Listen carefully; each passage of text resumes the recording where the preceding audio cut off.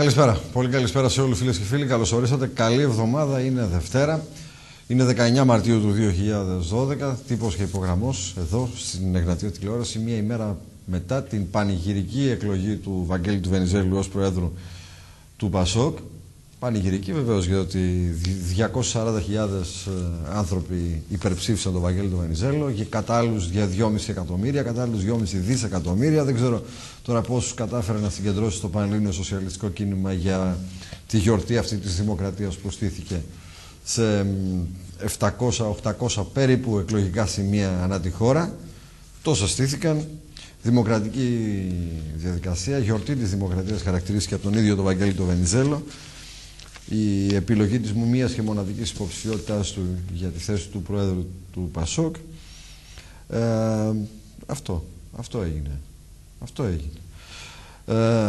Αυτές είναι οι δημοκρατικές διαδικασίες οι οποίες ακολουθούν. Τώρα δεν ξέρω κατά πόσο εσείς συμφωνείτε με όλα αυτά που βλέπετε. Για να πήγαν 240.000 νοματέοι να ψήφισαν τον Βαγγέλη του Βενιζέλο πάνω, να πει ότι συμφωνείτε ότι όντως για εσάς αυτή η διαδικασία ήταν όντως δημοκρατική, ήταν μια γιορτή της δημοκρατίας. Εύχομαι να το γιορτάσατε πάντως, έτσι, όλοι μαζί να το γιορτάσατε και όσοι δεν πήγατε επίσης να το γιορτάσετε και σε εσάς το εύχομαι, για να μην ξεχνάμε και αυτούς που δεν πήγαν να ψηφίσουν, έτσι.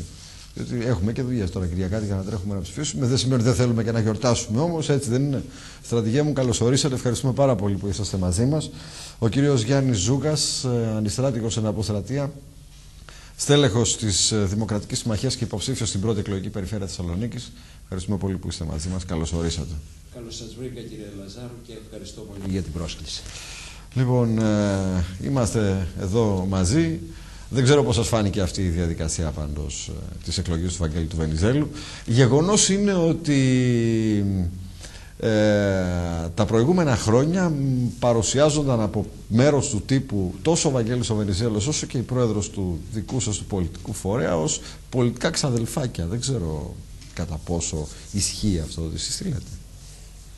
Ο δικός μας κομματικός σχηματισμός, όπως γνωρίζετε, ανήκει στον κεντροδεξιό χώρο.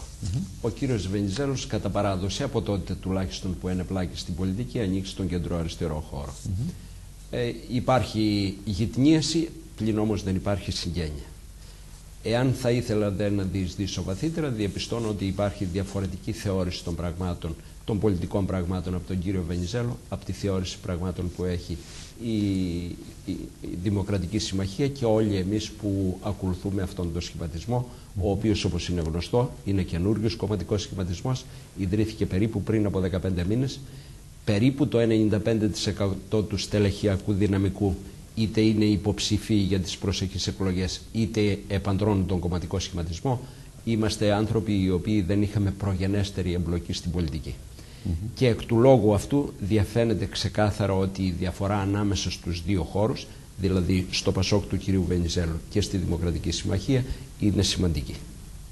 Θα ήθελα όμως και εγώ να ευχηθώ στο Θεσσαλονικιό Βαγγέλη Βενιζέλο καλή επιτυχία στα νέα του καθήκοντα.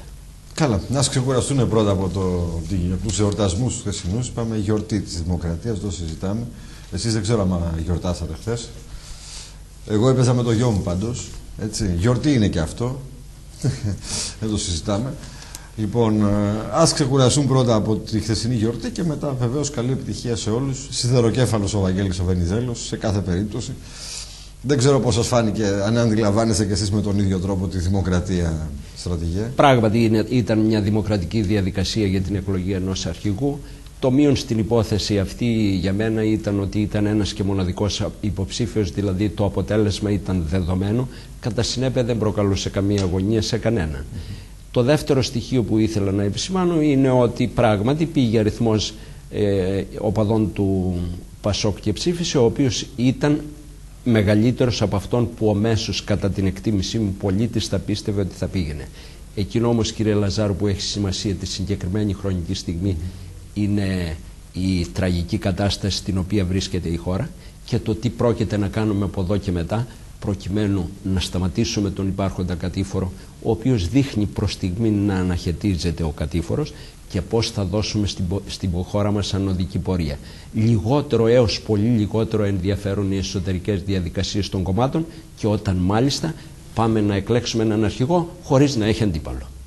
Σε κάθε όμως περίπτωση. Μα είναι γιορτή της Δημοκρατίας. Σε κάθε όμως περίπτωση εκεί θα κατέληγα. Το να εκλέγεις έναν αρχηγό χωρίς να έχει αντίπαλο είναι γιορτή της Δημοκρατίας. Σε κάθε περίπτωση υπήρξε μια δημοκρατική διαδικασία. Έτσι γίνομαι και εγώ δημοκράτης. Τι να σου πω δηλαδή.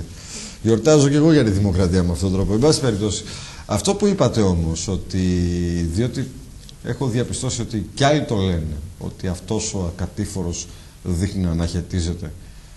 Θα μου επιτρέψετε να σας πω ότι δεν μπορούμε να λέμε κάτι τέτοιο. Ειδικότερα δε, όταν έχουμε μπροστά μας έναν Ιούνιο, ο οποίος μας επιφυλάσσει εκπλήξεις του τύπου περαιτέρω μειώσεις συντάξεων, περαιτέρω μειώσεις μισθών. Δεν ξέρω για ποιο λόγο προσπαθούν και κάποια εκ του πολιτικού σκηνικού, αλλά και μέρος των μέσων μαζικής ενημέρωσης, να περάσουν αυτή τη γραμμή ότι κάποια πράγματα έχουν αλλάξει, ότι κτλ. Εσείς το βλέπετε όντως αυτό το πράγμα, ότι κάτι βελτιώνεται? Εγώ θεωρώ πως είναι απλά μια επικοινωνιακή στρακαστρούκα, θα μου επιτρέψετε να το πω έτσι εντελώς λαϊκά, εν ώψη και των εκλογών, δηλαδή ότι τώρα προσπαθούν να καλλιεργήσουν ένα κλίμα βελτίωσης της καταστάσεως, προσπαθώντας να, δεν ξέρω τι, να μας ρίξουν στάχτη στα μάτια ότι ο Ιούνιος δεν έρχεται, θα τον περάσουμε αυτό, να πάμε στον Ιούλιο κατευθείαν. Και δεν μπορώ να καταλάβω δηλαδή τον λόγο που συμβαίνει αυτό το πράγμα τη στιγμή που ο ελληνικός λαός ξέρει ήδη την αλήθεια. Ενώ εντάξει, τα προηγούμενα χρόνια δεν ήταν έτσι. Ο ελληνικός λαός ήξερε την αλήθεια όταν πλησίαζε πολύ κοντά της ή όταν πάταγε πάνω της. Ορίστε. Πράγματι, πρόσφατα είχαμε δύο πολύ σημαντικά γεγονότα, τα οποία σχετίζονται άμεσα και με τη διαδρομή που πρόκειται να ακολουθήσει η χώρα μας, αλλά και με την καθημερινότητα του πολίτη. Είχαμε το PSI 1 και δεύτερον είχαμε τη Δανειακή Σύμβαση. Με το PSI όντως θα έχουμε μια μείωση, ήδη διαφάνηκε, του δημόσιου χρέους της χώρας κατά περίπου 105 δισεκατομμύρια. Κάτι το οποίο είναι σημαντικό για την οικονομία της χώρας. Δεν χαιρόμαστε γι' αυτό, διότι όταν σταματάς να ανταποκρίνεσαι σε κάποια απέτηση, καλώς ή κακώς αυτά τα χρήματα η χώρα μας τα πήρε σε κάποιο χρόνο και δεν τα επιστρέφει στο ακέραιο. Παρόλα αυτά βοηθάει αυτό το κούρεμα. Η δεύτερη σημαντική ενέργεια που έγινε, απόφαση που ληφθήκε πρόσφατα, ήταν η Δανειακή Σύμβαση, με την οποία η χώρα θα προσποριστεί περίπου 130 δις προκειμένου να αντιμετωπίσει δανειακές και λοιπές ανάγκες. Εάν μείνουμε μόνο σε αυτές τις δύο ενέργειες, θα συμφωνήσω μαζί σας ότι το αποτέλεσμα που μπορεί να έχουμε θα είναι ίδιο, ενδεχομένως και χειρότερο στο εγγύς μέλλον. Ήρθε η ώρα για να κινηθούμε, αφού εξασφαλίσαμε τις δύο αυτές αποφάσεις που έχουν δημιουργούν θετική βάση για την περαιτέρω έκβαση της χώρας μας. Πρέπει να κάνουμε τα τεράστια άλματα που απαιτεί σήμερα η χώρα, με τα οποία αφενός θα αναχαιτήσουμε οριστικά και τελεσίδικα τον κατήφορο στον οποίο βρισκόμασταν και αφετέρου θα δώσουμε ανωδική πορεία στη χώρα. Μέσα στις άμεσες κινήσεις που πρέπει να κάνουμε και με τις οποίες θα περιορίσουμε τις συνέπειες που έχουν κυρίως η Δανειακή Σύμβαση στο σημερινό Έλληνα πολίτη, ο οποίος στριμώγνεται ιδιαίτερα και τα βγάζει πέρα με πολύ μεγάλη δυσκολία. Ζω μέσα στον Έλληνα πολίτη και γνωρίζω πως τις δυσκολίες που αντιμετωπίζει, όπως προερχόμενος από αγροτική και πολύτεκνη οικογένεια, έχω ζήσει στο πετσί μου τη φτώχεια και αντιλαμβάνομαι τις συνέπειες. Ζει λοιπόν μια άσχημη συνθήκη σήμερα ο Έλληνας πολίτης. Οι δύο προηγούμενες αποφάσεις, αν μείνουμε εκεί, μπορεί ίσως να μην φέρουν και κανένα αποτέλεσμα. Ήρθε η ώρα τώρα για μείζονες αποφάσεις πέρα από τις δυο που λήφθηκαν μέχρι τώρα. Σε αυτές, κατά τη δική μου εκτίμηση, πρέπει να περιλάβουμε τις εξής τρεις ενέργειες άμεσα. Άμεσα. Πρώτη ενέργεια. Να προχωρήσουμε στο μεγαλύτερο δυνατό βαθμό στις αποκρατικοποιήσεις εκεί όπου αυτές πρέπει και μπορούν να γίνουν. Δεύτερον, να αναδιαρθρώσουμε το δυνατόν συντομότερο το κράτος μας, προκειμένου να φτιάξουμε ένα κράτος περισσότερο αποτελεσματικό που θα υπηρετεί τον πολίτη όσο γίνεται ευκολότερα και δεύτερον μικρότερο έως πολύ μικρότερο κόστος. Σήμερα έχουμε ένα κράτος το οποίο στοιχίζει στον Έλληνα πολίτη πάρα πολλά χρήματα και δεν είναι αποτελεσματικό. Και το τρίτο, ίσως το σημαντικότερο, είναι να προχωρήσουμε σε αναπτυξιακές κινήσεις, εκείνες οι οποίες θα διώξουν ή αρχικά θα μειώσουν και στη συνέχεια θα διώξουν το μείζον οικονομικό πρόβλημα που αντιμετωπίζει σήμερα η χώρα, έχοντας καταγεγραμμένη ανεργία 20 περίπου %, ενώ η πραγματική ανεργία, γνωρίζουμε όλοι, εγώ ζω τα δεδομένα της ελληνικής κοινωνίας όπως εκτιμώ και εσείς λόγω επαγγέλματος, η μη καταγεγραμμένη είναι μεγαλύτερη η ανεργία. αυτό το τεράστιο πρόβλημα, το οποίο μάλιστα στους νέους είναι ιδιαίτερα εμφανές, αφού και στατιστικά σχεδόν το 50% των νέων μας είναι άνεργοι, πρέπει να το καταπολεμήσουμε και μάλιστα άμεσα. Και η καταπολέμηση θα γίνει με έναν και μοναδικό τρόπο. Δεν υπάρχει άλλος. Είναι η αναπτυξιακή διαδρομή που θα ακολουθήσουμε από εδώ και πέρα. Ανάπτυξη και ή δυνατόν άμεσα ανάπτυξη. Μόνον έτσι θα μπορέσει η χώρα να αρχίσει σταδιακά να αντιμετωπίζει τα μεγάλα προβλήματα και κυρίως να ανακουφίσει τα πλατιά λαϊκά στρώματα που σήμερα υποφέρουν. Θα πρέπει δεν να πω πάνω σε αυτό και το εξής. Τα μέτρα για τα οποία υπενηχθήκατε πριν και τα οποία τα βλέπουμε να τα υπενήσονται ή και να τα ομολογούν κυρίως ξένοι παράγοντες, αλλά και κάποια από τα ελληνικά μέσα ενημέρωσης, έχω την εκτίμηση ότι μπορούμε να τα αποφύγουμε ή να τα περιορίσουμε στο ελάχιστο. Δεν αντέχει, κύριε Λαζάρο, άλλα μέτρα ο Έλληνας φορολογούμενος. Ο Έλληνας πολίτης έχει υποστεί τεράστια καθίζηση. Που θα εξασφαλίσουμε ισοδύναμη ποσά, θα εξασφαλίσουμε με τις ιδιωτικοποιήσεις και επιπλέον με την αναδιάρθρωση του κράτους, το οποίο παράλληλα με την αποτελεσματικότητα που θα φέρει η αναδιάρθρωση θα το κάνουμε και μικρότερο έως πολύ μικρότερο κόστος. Πάντως, δημιουργώντας περίπου 41 γενικές γραμματείες, ειδικές γραμματείες και οργανισμούς μετά το 2000, τον Οκτώβριο του 2009 που ανέλαβε η κυβέρνηση του Πασόκ και μέχρι σήμερα, όχι μόνο δεν κινούμαστε στη σωστή κατεύθυνση, αλλά αυξάνουμε υπέρμετρα το κόστος λειτουργίας του κράτους. Όπως με μέτρα σαν αυτά που ήρθαν στην επιφάνεια, που τα κόμματα του Ελληνικού Κοινοβουλίου μέσα στο 2011 πήραν ως κρατική επιχορήγηση μεγαλύτερη από το 2010, ενώ ο Έλληνας φορολογούμενος την ίδια περίοδο και κυρίως τα λαϊκά στρώματα έχουν υποστεί τεράστια καθίζηση της αγοραστικής τους δύναμης, του εισοδήματός τους, καταλαβαίνουμε ότι μιλάνε άλλη γλώσσα ορισμένη εκ των ηθινόντων και άλλη γλώσσα η ελληνική κοινωνία. Πρέπει όλα αυτά να τα συμβιβάσουμε το δυνατόν συντομότερο. Διαφορετικά το ένα μέτρο θα ακολουθεί το άλλο και ενδεχομένως και χωρίς αποτέλεσμα. Κύριε Ζούκα, κατά την άποψή σας, ποιος είναι στο στόχαστρο? Τι πιστεύετε ότι έχουν βάλει οι κερδοσκόποι στο στόχαστρο? Την Ελλάδα ή τους Έλληνες? Η εκτίμησή μου είναι η εξής. Η Ελλάδα αντιμετωπίζει μια πολύπλευρη κρίση σήμερα. Δεν είναι μόνο η οικονομική κρίση που αντιμετωπίζουμε, είναι και κρίση ηθικών αξιών, δηλαδή διαφθορά, αναξιοκρατία, διαφάνεια κλπ. Θέλω να πω, είναι κρίση... θέλω να πω, επιτρέψτε μου. Ναι. Βλέπετε ότι πόση πίεση ασκείται στην αποκρατικοποίηση, για παράδειγμα, πόση πίεση ασκείται σε μεθόδους εξοικονόμησης χρημάτων από δραστηριότητες, κρατικές δραστηριότητες, οποιασδήποτε και αν είναι αυτές, όπως για παράδειγμα οι επιχορηγήσεις των κομμάτων, όπως είπατε. Βλέπετε πόση πίεση ασκείται για τον περιορισμό αυτών και πόση πίεση ασκείται για τη μείωση του κόστους εργασίας στη χώρα μας. Και εγώ ρωτάω ξανά, στόχος των κερδοσκόπων, αυτό που φέρονται ως σωτήρες της Ελλάδας μας, ποιος είναι? Η Ελλάδα, η ίδια η ελληνική οικονομία ή είναι οι Έλληνες? Το Διεθνές Νομισματικό Ταμείο, γνωρίζουμε από την εμπειρία του τρόπου με τον οποίο επενέβη και αντιμετώπισε παρόμοιες ή παραπλήσιες καταστάσεις στο διεθνή χώρο, ενδιαφέρεται για δύο πράγματα. Πρώτον, να ανταποκριθεί στην υποχρέωση που έχει να ενισχύσει η χώρα, την οποιαδήποτε χώρα μέλος της όπως είναι η Ελλάδα, για να μην οδηγηθεί στην πλήρη κατάρρευση, και το δεύτερο, να εξασφαλίσει πίσω τα χρήματα τα οποία έδωσε. Αν εκεί πάνω προστίθενται και καινούργια στοιχεία από τον κάθε μορφής καλών ή κερδοσκόπο του διεθνούς περιβάλλοντος, αυτό είναι δικαίωμά του, αλλά πρωτίστως δικαίωμα δικό μας είναι να προστατεύσουμε τη χώρα. Οι Έλληνες πολίτες, με μπροστάριδες στην πολιτική μας ηγεσία και στη συνέχεια με το σύνολο του ελληνικού λαού, στον οποιονδήποτε κακόβουλο του διεθνούς περιβάλλοντος, έχουμε υποχρέωση να προστατεύσουμε τους εαυτούς μας και τη χώρα μας. Μπορεί να είναι χίλιοι κακοί στον περιβάλλοντα χώρο. Εμείς όμως θα πάρουμε εκείνα τα μέτρα, θα κινηθούμε κατά τέτοιον τρόπο, ώστε η αυτοπροστασία να είναι πρώτη στο καθήκον. Άλλωστε, οι δημοκρατίες, μεταξύ των άλλων, έχουν και την υποχρέωση της αυτοπροστασίας.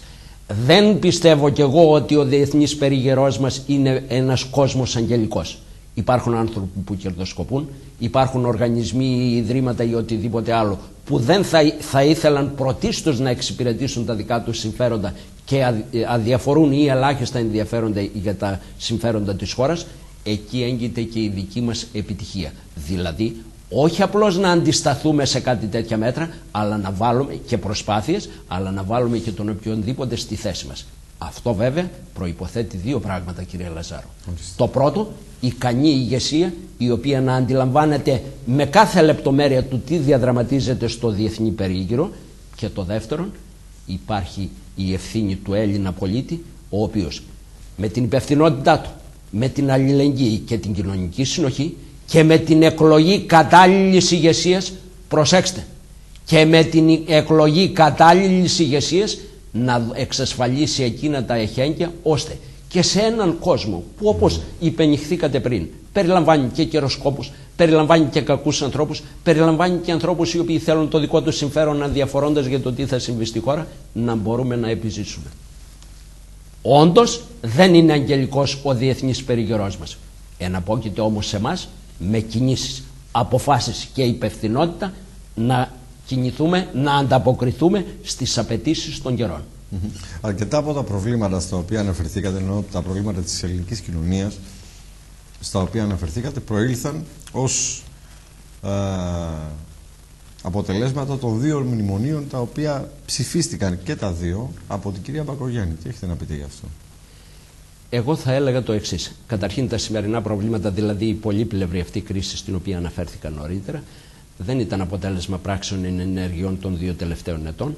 Είναι, κατά τη δική μου εκτίμηση, αποτέλεσμα πράξεων ή παραλήψεων των όσων κυβέρνησαν τη χώρα από το 1981 μέχρι τις αρχές του 2010, όταν η σημερινή πολύπλευρη κρίση έφτασε στο απόγειό της. Μέσα στα σφάλματα που κάναν οι κυβερνήσαντες σε αυτή την περίπου 30ετία τη χώρα, ήταν και το ότι έφεραν τη χώρα να έχει σήμερα μπροστά της μόνον δύο επιλογές. Ατυχώς φέραν τη χώρα να έχει δύο επιλογές. Επιλογή πρώτη, να ταχθούν υπέρ της Ευρωζώνης και της παραμονής μας στο ευρώ, οπότε έπρεπε να συμφωνήσουν με το μνημόνιο. Ανεξάρτητα του αν εκεί δεν διαπραγματευτήκαν, θα έρθω σε αυτό το σημείο στη συνέχεια επαρκώς. Και η δεύτερη επιλογή, να πούμε ότι εμείς δεν ακολουθούμε τις προβλέψεις του μνημονίου, φεύγουμε από την Ευρωζώνη, επανερχόμαστε στη δραχμή και πάμε σε άτακτη χρεοκοπία. Και οι δύο αυτές επιλογές, κύριε Λαζάρου, είναι πάρα πολύ κακές επιλογές. Μα πάρα πολύ κακές και οι δύο. Ανάμεσα στις δύο τόσο κακές επιλογές, η Δημοκρατική Συμμαχία επέλεξε τη λιγότερο κακή επιλογή, δηλαδή την παραμονή στην Ευρωζώνη και στο ευρώ, υπό την προϋπόθεση βέβαια ότι δεν θα αφήσουμε ανεξέλεγκτους την Τρόικα, δηλαδή την Ευρωπαϊκή Τράπεζα, την Ευρωπαϊκή Ένωση και το Διεθνές Νομισματικό Ταμείο. Αναφέρεστε στην υπερψήφιση του Μνημονίου 2 που όντως είχαμε αυτές τις επιλογές. Εγώ θα θυμίσω τόσο το πρώτο μνημόνιο όσο και το μέσο πρόθεσμο. Παρακαλώ. Και στο Μνημόνιο 1 οι συνθήκες είχαν φτάσει, οι περιστάσεις μας οδήγησαν σε τέτοιο σημείο που εντός λίγων ημερών, αν δεν εξασφαλίζαμε την δανειακή, τα χρήματα που απαιτούνταν, θα κάναμε στάση πληρωμών και θα πηγαίναμε σε άτακτη χρεοκοπία. Ατυχώς βρεθήκαμε και τότε και τώρα ανάμεσα σε δύο πολύ κακές επιλογές. Τρίτη επιλογή δεν πρόβαλε απολύτως κανένας. Αν υπάρχει, πέστε την και τρίτη επιλογή να τη μάθω κι εγώ. Ούτε η Ντόρα Μπακογιάννη κανένας. Τρίτη επιλογή. Ανάμεσα στις δύο κακές επιλογές επέλεξε η Δημοκρατική Συμμαχία την λιγότερο κακή. Αλλά έρχεται και τη συμπληρώνει τώρα και λέει: δεν υπάρχουν περιθώρια για περαιτέρω επιβαρύνσεις του Έλληνα πολίτη και κυρίως των χαμηλών λαϊκών στρωμάτων. Από εδώ και πέρα πρέπει να ληφθούν εκείνα τα μέτρα τα οποία αφενός θα σταματούν τον κατήφορο της πολιτείας και αφετέρου θα ανακουφίζουν καθημερινά και περισσότερο τον Έλληνα πολίτη. Πρέπει δεν να πω, κυρίως για το δεύτερο μνημόνιο, το εξής περίεργο. Υπάρχει μια κυβέρνηση σήμερα του κυρίου Παπαδήμου, η οποία στηρίζεται από την υποστήριξη των δύο πολιτικών κομμάτων, της Νέας Δημοκρατίας και του Πασόκ. Μέχρι πριν από λίγο υπήρχε και ένα τρίτο, ο Λαός, ο οποίος και αποχώρησε. Τα τρία αυτά κόμματα αρχικά, τα δύο σήμερα, η εντύπωση που μου δημιουργήθηκε σε πολλές φάσεις της υποστήριξης της κυβέρνησης Παπαδήμου ήταν ότι από τη μια μεριά υποστήριζαν την κυβέρνηση Παπαδήμου και από την άλλη την αντιπολιτεύονταν. Θα έλεγα ότι η συμπεριφορά τους ήταν τέτοια ώστε να αποδίδεται μόνο με τη φράση συμπολιτεύονταν αντιπολιτευόμενοι. Αντιλαμβανόμαστε ότι μια τέτοια υποστήριξη σε μια κυβέρνηση αυτής της μορφής είναι υποστήριξη πολύ χαμηλού επίπεδου και δεν μπορούν να επιτευχθούν τα μεγαλύτερα δυνατά αποτελέσματα, κυρίως στη διαπραγμάτευση.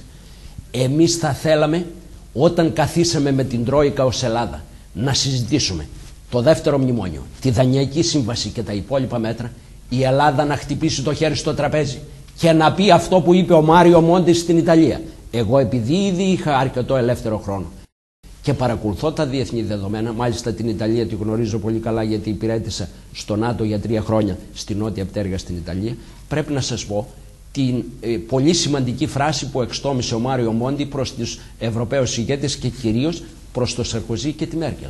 Τους είπε ότι τα μέτρα που μπορούσε να αντέξει ο Ιταλικός λαός τα έχω πάρει ήδη. Από εδώ και πέρα δεν αντέχει άλλο ο Ιταλικός λαός.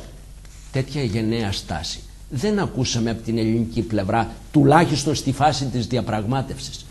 Δηλαδή έγινε μια διαπραγμάτευση η οποία ήταν κατά τη δική μου εκτίμηση χλιαρά. Όπως αυτή τη στιγμή φτάσαμε στο σημείο ο Ράιχενμπαχ σε χθεσινή του δήλωση προς γερμανική εφημερίδα να λέει ότι εξαντλήθηκαν τα περιθώρια αντοχής των Ελλήνων φορολογουμένων.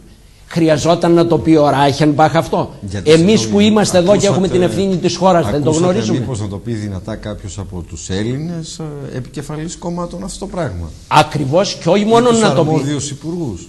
Και όχι μόνο, κύριε Λαζάρο, να το πει. Αλλά να χτυπήσει και το χέρι στο τραπέζι δεν χρειάζεται. Διότι όποιος σήμερα ζει τα δεδομένα της ελληνικής κοινωνίας δεν θέλει φιλοσοφία να καταλάβει ότι ο Έλληνας φορολογούμενος έχει φτάσει στα άκρα του και ότι η Τρόικα έπρεπε να αναχαιτήσει τις απαιτήσεις της ή να δημιουργήσει ισοδύναμα οικονομικά τα οποία δεν θα επιβαρύνουν περαιτέρω τον Έλληνα φορολογούμενο και θα αναζητούνται άλλοι τρόποι. Έγινε γνωστό χθες ότι η κυρία Λαγκάρντ προτίθεται να συναντήσει την κυρία Μπακογιάννη. Θεωρώ ότι το ξέρετε κι εσείς αυτό το πράγμα, ότι η κυρία Λαγκάρντ, επικεφαλής του Διεθνούς Νομισματικού Ταμείου, προτίθεται να συναντήσει την κυρία Μπακογιάννη προκειμένου να αποσπάσει και τη δέσμευση την δική της για την εφαρμογή των μέτρων, καθώς θεωρεί η κυρία Λαγκάρντ, δεν ξέρω από πώς το βγάζει αυτό το συμπέρασμα, προφανώς έχει υπόψη τις δημοσκοπήσεις που δεν τις έχουμε εμείς. Θεωρεί η κυρία Λαγκάρντ λοιπόν ότι η Δημοκρατική Συμμαχία θα είναι στο επόμενο Ελληνικό Κοινοβούλιο και για τον λόγο αυτό προτίθεται να τη συναντήσει ώστε να της αποσπάσει τη δέσμευσή της για την εφαρμογή των μέτρων. Τι έχετε να πείτε γι' αυτό? Το πρώτο, δεν γνωρίζω αυτή τη συγκεκριμένη κίνηση. Το δεύτερο, πρέπει να σας πω ότι σήμερα δεν μπορούμε να μιλήσουμε για το τι θα συμβεί στο μέλλον. Θεωρούμε κι εμείς ότι στην επόμενη Βουλή θα είμαστε μια υπεύθυνη, μέσα στο Κοινοβούλιο, και θα είμαστε μια υπεύθυνη πολιτική δύναμη, και μάλιστα το δείξαμε αυτό διότι το μόνο κόμμα που τήρησε πολύ σταθερή και υπεύθυνη γραμμή από τότε που μπήκαμε, η σημερινή κρίση έφτασε στο απόγειό της μέχρι σήμερα, είναι η Δημοκρατική Συμμαχία. Σταθερή γραμμή, υπεύθυνη γραμμή, ευρωπαϊκός ο προσανατολισμός, αλλά με σκληρή διαπραγμάτευση, ώστε να μπορέσουμε να προστατεύσουμε όσο γίνεται περισσότερο τον Έλληνα φορολογούμενο αφενός και τον Έλληνα νέο αφετέρου. Και δώστε μου, αν έχετε, και ένα λεπτό να κάνω μια ειδική μνήα, ειδικά για τον Έλληνα νέο, που σήμερα είναι ένα από τα μεγαλύτερα θύματα της ελληνικής κοινωνίας. Είπαμε στο αρχικό μέρος της συζήτησής μας ότι η σημερινή νεολαία σήμερα στην Ελλάδα μαστίζεται από μια πρωτοφανή ανεργία που προσεγγίζει το 50%. Φαντάζεστε τι μέλλον μπορεί να έχει μια χώρα όταν το 50% των νέων ζει αυτή την κατάσταση? Και επιπλέον, φαντάζεστε τι μέλλον έχει μια χώρα όταν ζούμε και ένα δεύτερο φαινόμενο σχετικό με τους νέους στην Ελλάδα? Δηλαδή, νέοι που έχουν σημαντικά επαγγελματικά προσόντα και μπορούν να αντισταθούν και να επιζήσουν σε έντονα ανταγωνιστικά περιβάλλοντα όπως είναι το γερμανικό, το αγγλικό, το αμερικάνικο κλπ. Σηκώνονται και φεύγουν. Αν μας φύγει ό,τι καλύτερο ανθρώπινο δυναμικό έχουμε σήμερα, κύριε Λαζάρο, φαντάζεστε μετά από 10-15 χρόνια ποιοι θα τεθούν επικεφαλής και θα γίνουν μάνατζερ στις επιχειρήσεις, στους δημόσιους οργανισμούς, στο ελληνικό δημόσιο, στις ένοπλες δυνάμεις, οπουδήποτε αλλού, όταν τόσο σημαντικό δυναμικό μας φεύγει?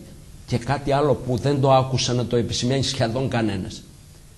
Πρόσφατα έφυγε από το γνωστό οικογενειακό μου κύκλο νέος 32 ετών, ο οποίος έκανε συνολικές σπουδές στην Ελλάδα 21 χρόνια. Δημοτικό, γυμνάσιο, λύκειο, προπτυχιακές σπουδές, μεταπτυχιακό και διδακτορικό.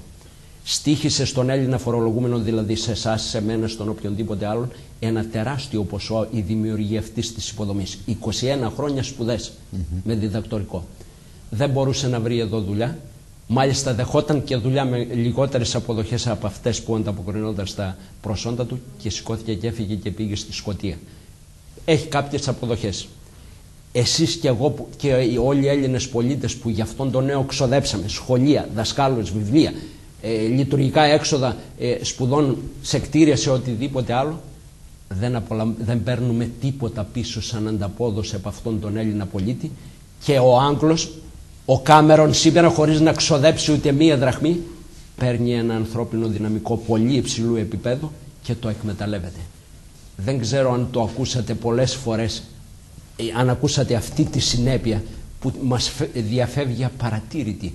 Και απλώς λέμε ότι οι νέοι μας δεν βρίσκουν δουλειά, πάνε εκεί, θα αξιοποιηθούν εκεί. Όπως βλέπετε εμείς, η κυρία Διαμαντοπούλου βασικά ως Υπουργός Παιδείας σας πρόλαβε, διότι είδατε πως έριξε τα έξοδα, αυτά τα έξοδα που χρειάζονται για να σπουδάσει ένας νέος.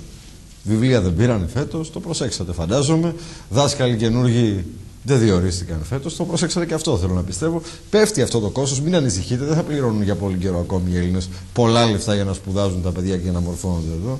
Οπότε θα μπορούν να φεύγουν από νωρίς, μικρά-μικρά, για να σπουδάζουν εκεί που θα εργαστούν. Έτσι θα καταντήσουμε, στρατηγέ μου.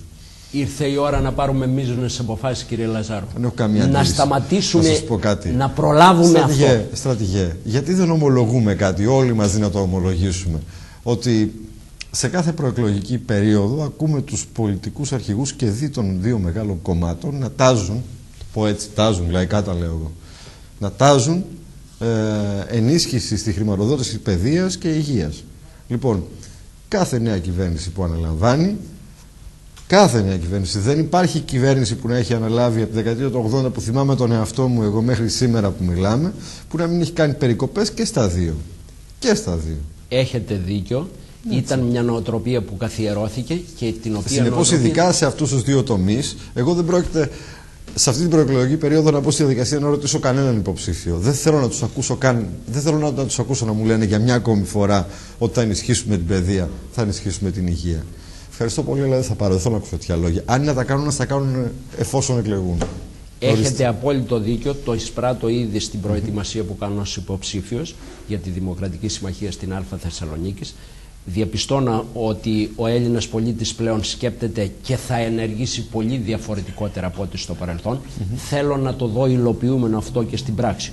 Όπως βλέπω ότι τα πρόσωπα τα οποία προβάλλονται και κυρίως αυτά που δεν είχαν προηγούμενη εμπλοκή στα κοινά και έχουν τις απαραίτητες προϋποθέσεις, δηλαδή κάποιες γνώσεις, κάποιες εμπειρίες, κάποιες οργανωτικές και διοικητικές ικανότητες, δεν είχαν εμπλοκές σε σκάνδαλα, σε οτιδήποτε άλλο, είναι άτομα τα οποία ο Έλληνας πολίτης θα τα τιμήσει δεόντως.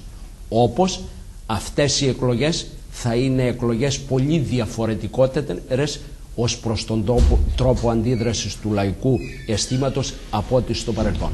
Συμφωνώ για αυτή τη διαπίστωση που κάνατε για το παρελθόν, ελπίζω όμως ότι δεν θα τη ζήσουμε στις προσεχείς εκλογές.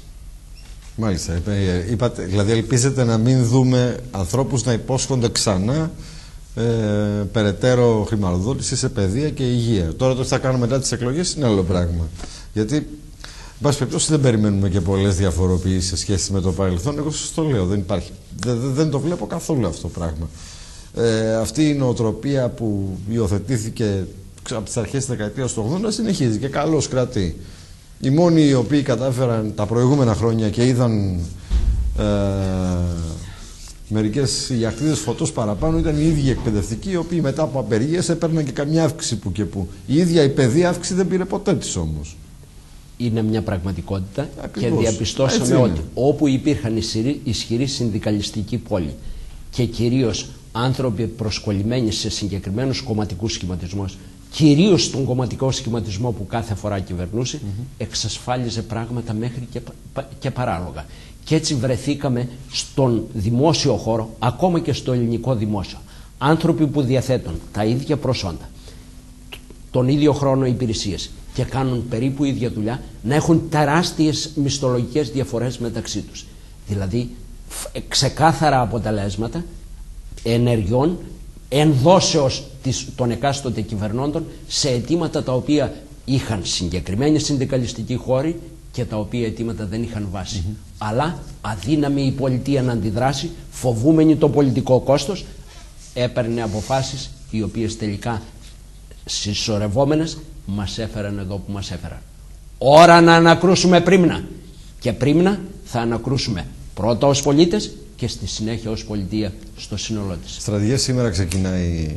Σήμερα έχουμε την αρχή ενός προβλήματος που αν δεν το προλάβουμε, δεν ξέρω κατά πόσο θα μπορέσουμε ή έχουμε τη δυνατότητα να το προλάβουμε, θα εξελιχθεί σε μείζον κοινωνικό πρόβλημα. Και αναφέρομαι βεβαίως στην απεργία των εργαζομένων στην ΠΝΙΟ, στην Πανελλήνια Ναυτική Ομοσπονδία, η οποία απεργία ουσιαστικά θα αφήσει εκτός επικοινωνίας και συγκοινωνίας με την ενδοχώρα τα νησιά σε Ιόνιο και Αιγαίο Πέλαγος. Θέλω να θυμίσω ότι το αμέσως επόμενο χρονικό διάστημα, οι αμέσως επόμενες ημέρες ουσιαστικά είναι η περίοδος κατά την οποία είναι η μεγαλύτερη περίοδος συγκομιδής στα θερμοκήπια της Κρήτης, να το πω έτσι, και δεν ξέρω κατά πόσο έχει σημασία το timing κατά το οποίο γίνεται αυτή η απεργία. Σαφέστατα και χρειάζεται πολιτική πρωτοβουλία προκειμένου να προστατευτούν αυτοί οι άνθρωποι κάτω στην Κρήτη, να προστατευτεί ο ελληνικός τουρισμός εν γέννη. Το σχόλιο σας. Οι επισημάνσεις σας καταρχήν, κύριε Λαζάρου, είναι ακριβέστατες και ακουμπάνε αυτό καθεαυτό το πρόβλημα. Πρέπει όμως να πω το εξής. Η Πανελλήνια Ναυτική Ομοσπονδία ασκεί σήμερα ένα συνταγματικά και νομικά κατοχυρωμένο δικαίωμα. Φοβάμαι όμως ότι το δικαίωμα αυτό παίρνει τέτοια μορφή που να προσεγγίζει τα όρια της κατάχρησης δικαιώματος. Επιπλέον, στη συγκεκριμένη συγκυρία που ζει η χώρα και που ξέρουμε ποιες είναι οι δυσκολίες τις οποίες αντιμετωπίζει σήμερα και ο τουρισμός μας και πολύ περισσότερο ο αγροτικός μας κόσμος, η πρωτογενής μας παραγωγή, μια χώρα που είχε όλες τις προϋποθέσεις να έχει αναπτυγμένη γεωργία και κτηνοτροφία, με άστοχες ενέργειες του παρελθόντος, σήμερα φυτοζωή. Σε αυτή τη δύσκολη συγκυρία λοιπόν έρχεται η Πανελλήνια Ναυτική Ομοσπονδία, όχι για πρώτη φορά, θα έλεγα για πολλοστή φορά, και κατεβαίνει σε απεργία, οξύνοντας το πρόβλημα το οποίο αντιμετωπίζει σήμερα ο αγροτικός κόσμος, και κάνατε πολύ σωστά την επισήμανση μνημονεύοντας την Κρήτη, η οποία γνωρίζουμε μέσω των θερμοκηπίων τι ακριβώς παράγει, και αυτά έτσι είναι. Επειδή προέρχομαι από αγροτική οικογένεια, γνωρίζω πολύ καλά ότι είναι συγκεκριμένης χρονικής περίοδου αυτή η παραγωγή. Σαφέστατα. Δεν μπορείς αυτή να την αναβάλεις για μετά από 2-3 μήνες κλπ. Δεν υπάρχει περίπτωση. Η δε ανακήρυξη κυλιωμένων 48 ώρων απεργιών είναι κάτι όχι σύνηθες. Απαιτείται λοιπόν από τα συνδικαλιστικά όργανα να προσαρμοστούν στις σημερινές απαιτήσεις των καιρών και να δείξουν αυξημένη υπευθυνότητα. Και στο παρελθόν, άλλης μορφής απεργιακές κινητοποιήσεις της ίδιας Ομοσπονδίας εσμείωσαν το τουριστικό ρεύμα υπέρ της χώρας μας, όπως και άλλους εργασιακούς και επαγγελματικούς χώρους. Ώρα για υπευθυνότητα. Αφού συνεχίζουν και έρχονται ακόμη τουρίστες στη χώρα μας, στρατηγέ μου, είναι θαύμα. Εγώ αυτό λέω. Όχι, δεν είναι θαύμα. Δεν το συζητάμε. Εγώ δεν το θεωρώ θαύμα, διότι ο δημιουργός μας έδωσε ένα άριστο κλίμα, μας έδωσε ένα γεωγραφικό χώρο σε συγκεκριμένη περιοχή με τις τεράστιες ακροθαλασσές μας κλπ. Η χώρα μας και κυρίως οι προγονείς μας δημιούργησαν ένα σπάνιο πολιτισμό και σπάνιες αρχαιότητες. Η Ακρόπολη αποτελεί το παγκόσμιο καμάρι του πολιτισμού, και την ίδια στιγμή δημιουργήθηκε στον ελλαδικό χώρο και κάποια υποδομή. Έχουμε δηλαδή όλες τις προϋποθέσεις η βιομηχανία του τουρισμού στην Ελλάδα όχι να μην ανασχεθεί η πρόοδος της, αλλά να βρίσκεται και συνεχώς σε ανωδική πορεία. Ζητήθηκε από τους παραγωγούς της Κρήτης, ζητήθηκε το εξής απλό, κατ' εμέ εύκολο. Όπως βλέπω εγώ τα πράγματα όμως, διότι δεν είμαι ειδικός σε κάθε περίπτωση, αλλά το θεωρώ εύκολο. Ζητήθηκε να έρχεται ένα βαπόρι, ένα πλοίο του πολεμικού ναυτικού έστω, για να μπορεί να γίνει το ανεφοδιασμό του νησιού. Και ενδεχομένως αυτό θα να μπορούσε να εφαρμοστεί και με τα υπόλοιπα νησιά του Αιγαίου και του Ιωνίου, προκειμένου να μην υπάρχει πρόβλημα ανεφοδιασμού, αλλά και πρόβλημα με τα προϊόντα, ειδικά τα ευπαθή. Ο άλλος θα κόψει τις ντομάτες αύριο και δεν έχει που να τις στείλει. Αυτός ο άνθρωπος δεν πρόκειται να τη βγάλει τον επόμενο χειμώνα. άμα του μείνουν οι ντομάτες στο λιμάνι. Και τι ένοπλες δυνάμεις. Λοιπόν, δεν υπάρχει, ούτε καν ασχολήθηκαν με το θέμα αυτό από το αρμόδιο Υπουργείο, το ξέρετε. Ούτε καν ασχολήθηκαν με το θέμα. Και δεν μπορώ να καταλάβω το λόγο. Δεν μπορεί να γίνει κάτι τέτοιο. Είναι μία ακόμη απόδειξη του πόσο δυσλειτουργεί η κυβέρνηση, οι αρμόδιοι δηλαδή, και του πόση ανάγκη έχουμε να αναδιαρθρώσουμε το κράτος.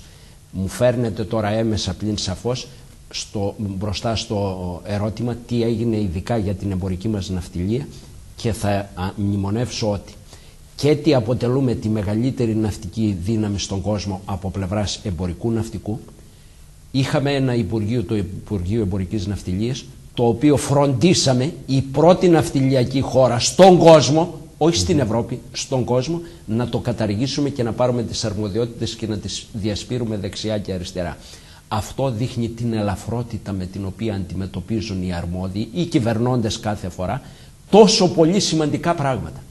Ένα σημαντικότατο συγκριτικό πλεονέκτημα που είχε η χώρα, την εμπορική μας ναυτιλία, στην οποία μπορούσαμε να στηρίξουμε πολλά πράγματα για να σταματήσουμε τον κατήφορο και να αρχίσει η ανωδική πορεία.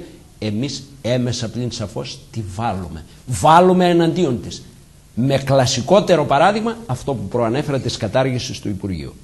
Τώρα, σε αυτό που είπατε πριν για τυχόν ενίσχυση της εμπορικής ζωής της χώρας των νησών μέσω των καραβιών του πολεμικού ναυτικού, και ότι δεν είναι ο κανονικός τρόπος που θα πρέπει να εξυπηρετηθούν τέτοιες καταστάσεις, αν φτάσουμε στα άκρα και προκειμένου να προστατεύσουμε τα συμφέροντα του Έλληνα αγρότη, και αυτό πρέπει να γίνει και να σχεδιαστεί μάλιστα γρήγορα και αποτελεσματικά.